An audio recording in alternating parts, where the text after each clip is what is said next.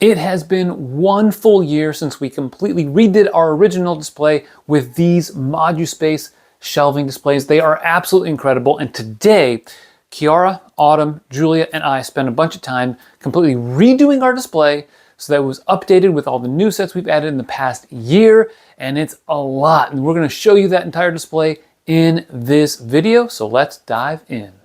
We're going to start in the basement. We have a bunch of Billy bookshelves from IKEA, and then we're going to head back upstairs to show you what we have on our ModuSpace shelving. So we're going to come on over here. Autumn's behind the camera. Come on, Autumn, let's go over here. We're going to show you what we got. We've got over here at the very top shelf the Snow White and the Seven Dwarfs. I love putting this stuff up here because it just looks fantastic, and it's got so many trees and a lot of vegetation. And then we decided to put the old school original forest hideout right here because that is a vintage set, but I think it works really well with the Snow White and the Seven Dwarfs cottage. So moving down here, we've got a couple of idea sets going with the Italian Riviera, and then we've got the medieval blacksmith. So these are two really good idea sets that look fantastic, even though they don't completely mesh perfectly together. Now, moving on down the next shelf, we've got a custom 2X, so double the medieval town square. Here we've got like the cheese factory, we've got some of these vendors, including some from the original medieval village, and then we've got the tree, another building here, and then the inn that's right here doubled up. And then moving down to the next shelf, we've got our custom guarded inn that we built about a year or so ago. Then over here, more of the doubled medieval town square with the shield painter, and then we've got the woodsmith right there. Now we do have a little bit of an empty shelf down below on the very bottom. We've got another of the forest hideout sets right here. Actually, this is the original one right here. We actually have one of the new gifts with purchase up at the top there, my bad. And then we have some miscellaneous figures from Medieval Town Square and some other of the medieval type stuff. And at the very, very bottom, we've got part of our backlog that we have yet to build. A lot of these are gifts with purchase. All right, now for our second of 4 Billy shelves, we're going to start on the bottom and work our way up to the top. So down here, we've got more of our backlog. Look forward to building some of these sets and maybe over our Christmas break. But coming up here, we've got a little bit of our Star Wars display. We don't have a ton of Star Wars sets, but we do have the Boba Fett helmet as well as the Grogu and Hover Pram. Then we've got some gifts with purchase with the gift from the Italian Riviera. We've got the vintage record player and the pumpkin that's still, hey, lights up. And then we have this mock that we put together for one of our end of year awards videos that we did. Moving on up, we've got a little bit of a licensed theme shelf. We've got Wally along with Eve and Mo, and then we've got the Friends Central Perk, which I know is one of the sets that Autumn loves a lot. She's shaking her head no, she doesn't actually like that one. We've got the Neville Longbottom set gift with purchase that we got with the Hogsmeade, and then we've got a couple of collectible minifigs right here. Then moving up, I really like this one right here. I've got the old and the new. So here's the old and the original Eldorado Fortress from back in 1989, some of the boats, and then the new Eldorado Fortress that I think is a lot of fun. It's very parts intensive, but looks pretty good and is nice in how they modularized it and gave us this boat here that came with the Imperial Trading Post originally back in the 1990s. And then we start getting into a little bit of Harry Potter. So one of the drawbacks is that the Diagon Alley sets don't actually fit all that well on Billy shelves, but we do have quality Quidditch supplies, the Daily Prophet, and then we have Weasley's Modern Wheezes right here, and then the buildable Harry Potter right there. And then over at the top, very top, I don't know if we can get all the way up there, we've got the new Disney TV animation set, and then we've got Smeagol and Deagle. The books are my passion, followed by the Sega Genesis controller, which I think is actually a really, really cool gift with purchase. And all of these, I think, are some of my favorite gifts with purchase that we've had over the last couple years. And yeah, we'll move on to the next shelf.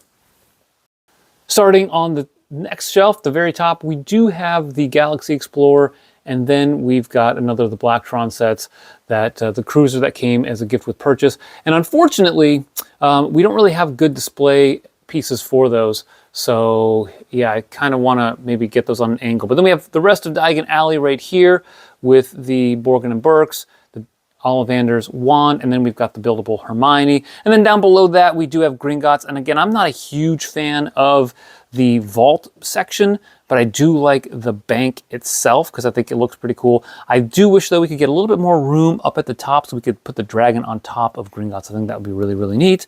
But alas, we don't have enough room right now.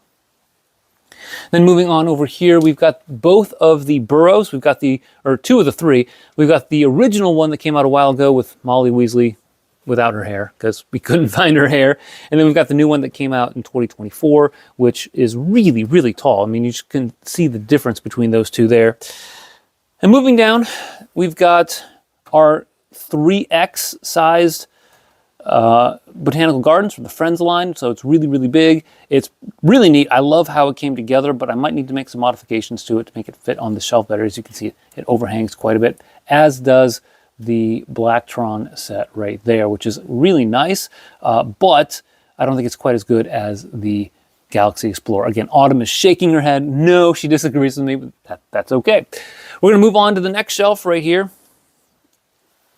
And you're going to see that we've got some Lord of the Rings, some tall stuff right here with Barad-dûr, as well as Isengard. Almost forgot the name of Isengard. Oh my goodness.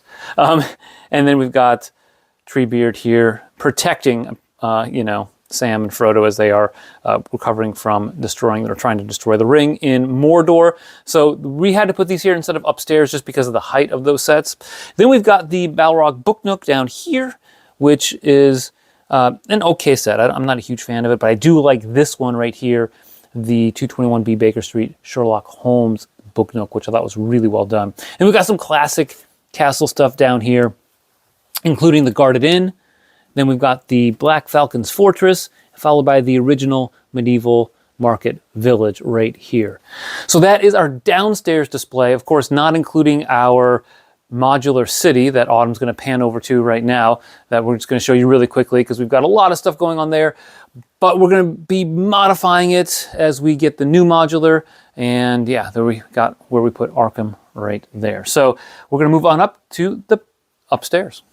All right, so we're back upstairs real quickly. Help us out and subscribe to the channel. We are trying to hit 15,000 subscribers by the end of the year, and we just hit 14,000, so we got about 7 weeks to go before the end of the year. I think we can do it with your help. So as we move up into our Lego room, we do have quite a few sets on display up here. We've got a couple of the brickheads from Fortnite, along with the sunflowers. These are Julia's, and we love putting them in the vase. Then we've got all of the Lord of the Rings brickheads. Starting over here, we've got Gimli, we've got Legolas, Aragorn, Frodo, and Gollum, the Balrog, which is probably the cutest Balrog you could ever see, Gandalf, and you can never forget Arwen up there. So now we're going to move on up over to the other side of the room where we have our ModuSpace shelving. So here we are with our ModuSpace shelving, and these shelves, by the way, are absolutely incredible. If you are interested in picking some up, maybe for a Christmas gift, holiday gift, or something like that, visit the link in our description below. You can enter our code, buildingtogethe, no R at the end of that because we didn't have room for it.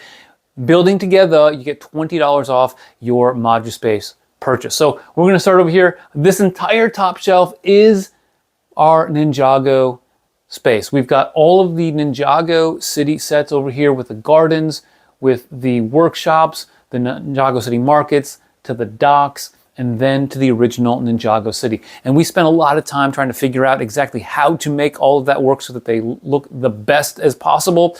And I think that's one of our best combinations. But we do have some more Ninjago with the Destiny's Bounty ship right here, which is a fantastic build that came out this summer. And then last summer, we had the Tournament Temple City that we've got right here.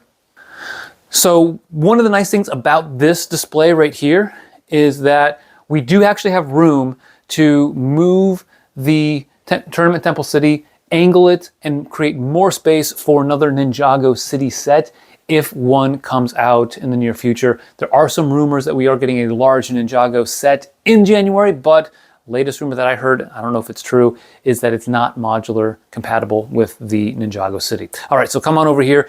We're gonna show you our next row where we've got the Neuschwanstein Castle that came out this summer. This is one that Julia, Kiara, and Autumn really love. I'm not a huge fan of the micro scale stuff, but this one was a lot of fun to build. And then below that, one of my all-time favorite sets, the Lion Knight Castle. I think it looks fantastic right there. Moving across here, we have a custom castle build that we call Lionsgate Castle. It's basically just the front of it. We don't have the whole thing done, but I think it works well on this display.